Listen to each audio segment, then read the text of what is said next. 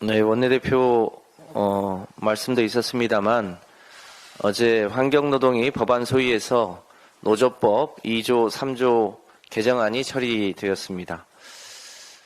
아직 상임위와 본회의가 남아있긴 합니다만 앞으로는 홍길동이 실제 아버지라 부르지 못했던 노사 간의 단체교섭 문제를 근본적으로 해결할 길이 열린 것입니다. 또 97년 김영삼 대통령 시절 노동법 날치기 과정에서 후퇴했던 노동쟁의의 범위도 정상화했고 과도한 손해배상 청구도 그 책임 범위를 정할 수 있도록 했습니다.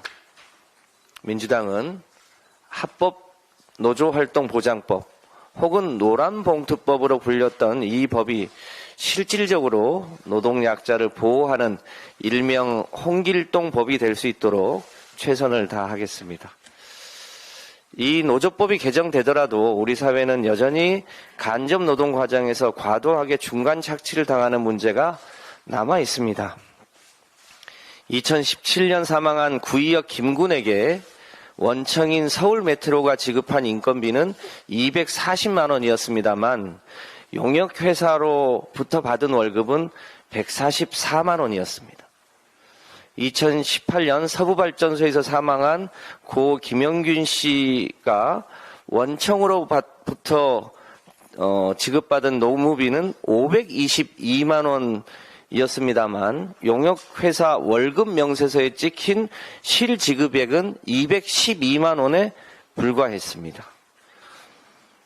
윤석열 대통령은 기승전 노조 탓을 하고 있습니다만 노동 현장에서 더 시급하게 해결해야 될 과제는 이런 간접 노동이나 플랫폼 노동자의 과도한 노동 착취를 막는 일입니다.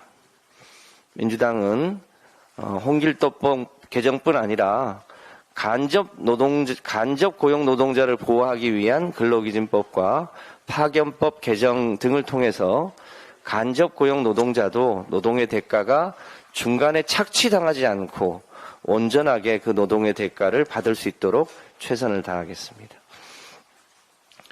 공공요금 인상을 억제하는 것은 포퓰리즘이다라고 했던 정부가 이에 대한 사과 한마디 없이 어제 갑자기 지방정부에게 공공요금 동결을 요청했습니다.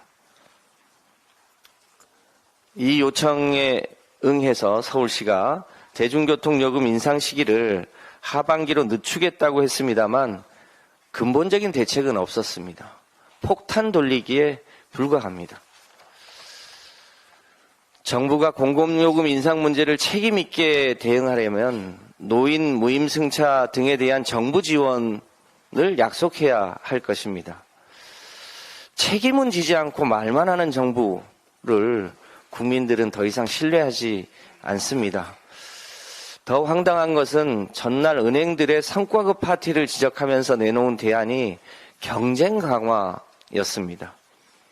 은행들 간의 경쟁 강화는 2018년 문재인 정부 당시 인터넷 전문은행 설립 및 운영에 관한 법을 통과시키면서 이미 시행되고 있는 사안입니다. 우리 당은 정부와 금융기관이 금리를 부담해서 자영업자의 이자를 감면하는 내용을 포함한 9대 민생 프로젝트를 제안한 바 있습니다. 정부 여당은 이제라도 우리 당이 제안한 30조 추경에 응답하시는 것부터 그 대책을 세워야 할 것으로 보입니다. 어제 한동훈 법무장관은 도이치모터스 주가 조작 사건에 대해 진행 중인 사안이라면서 즉답을 여전히 회피했습니다. 잘 아시겠지만 김건희 여사 도이치모터스 주가 조작 사건은 김건희 여사가 계좌를 불려주고 주식을 불법으로 통정 거래한 정황이 재판 과정에서 그것도 검찰에 의해 드러난 사안입니다. 그런데 여전히 소환도 기소도 하지 않고 있습니다. 이와는 반대로 야당 당대표에 대해서는 심지어 그 면회 내용도 악의적으로 짜집기 했고 또 국회에 체포동의안을 내겠다고 하는 내용을 공개적으로 언급하고 있습니다.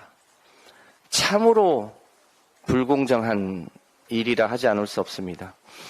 잘 아시겠지만 이재명 대표는 그간 매우 부당한 처사임에도 불구하고 검찰의 3차례 소환 요구에 당당하게 임했습니다. 그러나 검찰은 그 어떤 혐의도 물증도 제시하지 못했습니다. 100번 양보해서 이재명 대표에게 혐의가 있다면 법원에서 그 진실을 다투면 그만입니다. 도주 우려도 없고 증거인멸할 우려도 없는 야당 당대표를 향해서 구속영장 청구 운운하는 것은 명백한 검사 독재 정권의 야당 탄압입니다. 검찰에게 경고합니다.